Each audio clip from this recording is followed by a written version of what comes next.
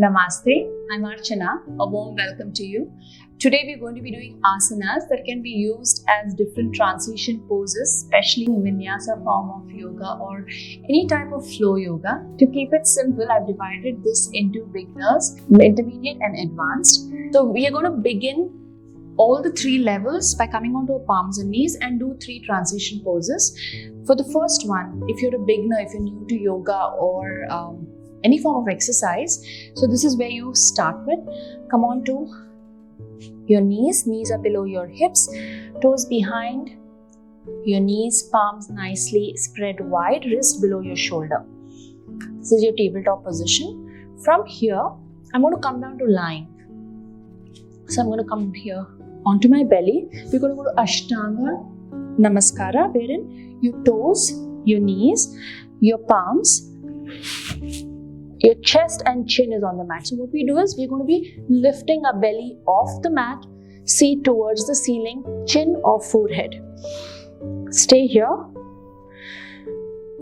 From here, you're going to just come on flat onto your belly, palms below our shoulders. Slowly come up to Bhujangasana. You can stay low for baby cobra. Once you're comfortable in your back, you can move all the way up to your Bhujangasana. Then engage your toes, come back to your tabletop, and then you can come to mountain pose. Feet is together. Your heels initially may stay up, and eventually with practice, will stay flat onto the floor. We're going to keep our ears and arms in line, and palms are nicely firmly on the mat. This is your mountain Parvatasana. I'm just going to come back onto my knees and either rest in Shashankasana or extended child pose, or I can also walk forward and bring my right foot between my palms. So you can transition. This is just an example. You can, from those three poses, you can come either here, Vipada Hastasana, Anjaneyasana, anything. So I'll give you a couple of examples. The other way of doing this, especially the Ashtanga, once you get stronger, still in the beginner's level, here is stay here onto your mat.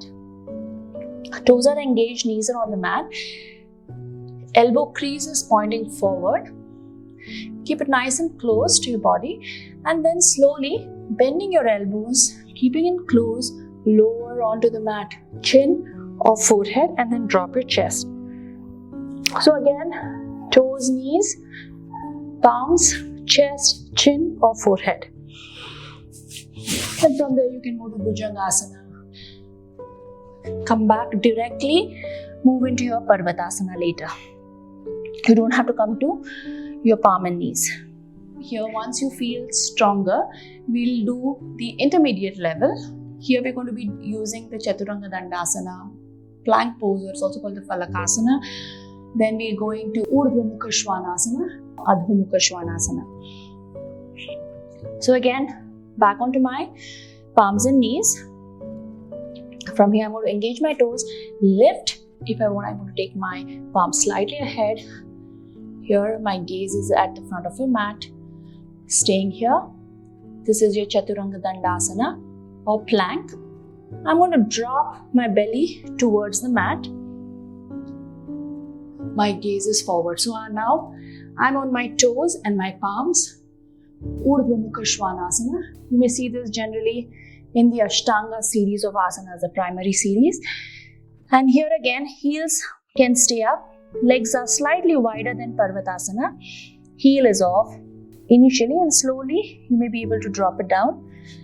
Now my ears are in line with my arms, but I'm going to go further. Stretch, nice stretch in my shoulders, chin in the direction of my chest. My gaze is at my navel or at my toes.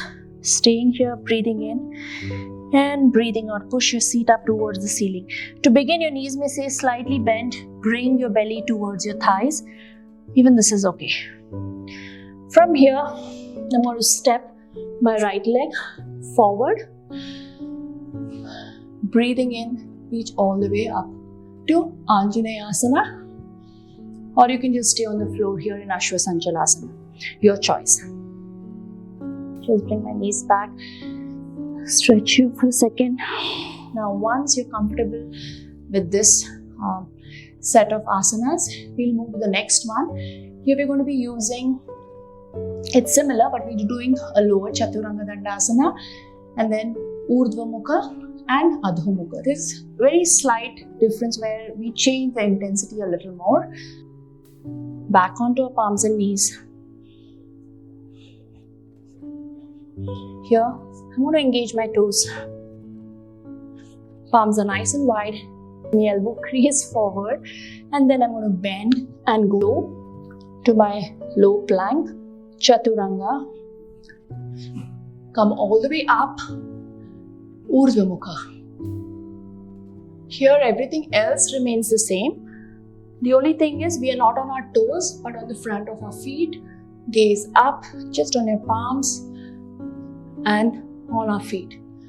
Now engage your toes, pull the navel in, legs are nice and wide. Here again, depending on how you feel, you can drop your heels to the mat. Bring the forehead close towards the floor or the mat.